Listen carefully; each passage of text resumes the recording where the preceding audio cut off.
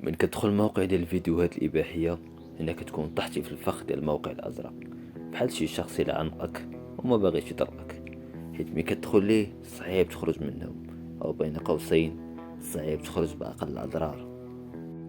هاد الفيديو غادي نحاولوا نقسموا 3 الحوايج: الاسباب، الاضرار والعلاج والحلول. اولا الاسباب. اغلبيه الشباب اللي كيدخلوا لهاد المواقع ديال الفيديوهات الاباحيه بنسبه كبيره كيكونوا في فتره المراهقه، ومن الاسباب اللي كتخليهم يدخلوا لهاد المواقع كاين الحرمان العاطفي، الملل في العلاقه الزوجيه، الانطوائيه، الكبت، وخصوصا اللي ما عندهمش اصدقاء دونك معزولين. من كتدخل للمواقع الاباحيه المخ ديالك كيبدا يفرز مواد كيميائيه طبيعيه بحال الدوبامين، وكما كنعرفوا الدوبامين هو المسؤول على الاحساس بديك النشوه والسعاده، وهو نفس الشعور اللي كيحس به مدمني ديال المخدرات، نفس الاحساس. وفي الاخر كتولي مبلي بهذا النشوه والسعاده اللي مبلي بالدوبامين، يعني مبلي بمواقع ديال الفيديوهات الاباحيه لدرجه ميمكنش يدوز واحد النهار وما تدخلش تتفرج في الفيديوهات. ندوزو دابا الاضرار. كما كنعرفوا ملي كتدخل مواقع الفيديوهات الاباحيه الاضرار كتجسد اضرار جسديه ومعنويه ونفسيه، ومن الاضرار غادي نحاول نختصرها في اهمها.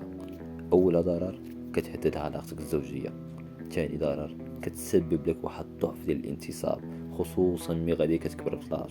هادشي كامل نتيجه ديال الالتهاب ديال البروستاتا. ثالث حاجه فقدان الرغبه الجنسيه للرجال والنساء، ما كتوليش عندك الرغبه الجنسيه بتاتا، وهادشي اللي غيولي عندك مشاكل زوجيه في المستقبل. رابع حاجه كيولي عندك فقدان التركيز والطاقه، ما كتبقاش عندك ديك الحيويه والنشاط، والخمول كيولي مأثر لك بزاف على الكور ديالك، والنهار ما كيخليكش تدوز بالطاقه اللي بغيتي. ثالث حاجه واخيرا العلاج والحلول.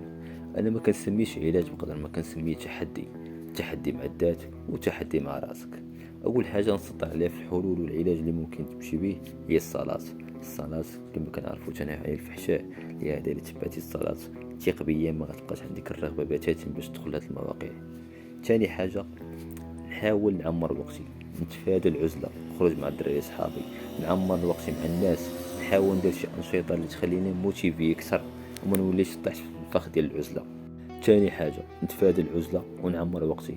الا خرجتي مع صحابك، عمرتي وقتك مع الناس العزاز عليك، درتي سبور، درتي انشطه اللي غتخليك موتيفي، هنا كتكون ربحتي نهارك وعمرتي وقتك وما خليتيش الوقت اللي غتدخل ليه لهاد المواقع الاباحيه. ثالث حاجه واللي مهمه نحاول نبلوكي المواقع الاباحيه. كتكون كونيكتي ولا داخل لشي باج حتى كطلع لك الباج ديال المواقع الاباحيه، لهذا نحاول نانستالي دي لوجيسيال دي زابليكاسيون اللي كيمنعوا عليك يطلعوا لك هاد لي باج، حيت ملي كتدخل لي باج ولا كطلع عندك هنا كتكون مشيتي معاها. كيما كتدخل الدراسات العلميه من بعد 40 يوم عن الامتناع عن مشاهده الفيديوهات الاباحيه او العاده السريه بشكل عام، فالجسم ديالك كيبدا يجدد الخلايا والطاقه الحيويه اللي فيك، لهذا غادي تلاحظ واحد الفرق كبير ما بين قبل وبعد. لهذا خويا واختي نحاول نربح التحدي، نربح الجسم ديالي، نربح صحتي، وما نطيحش في الفخ ديال الموقع الازرق.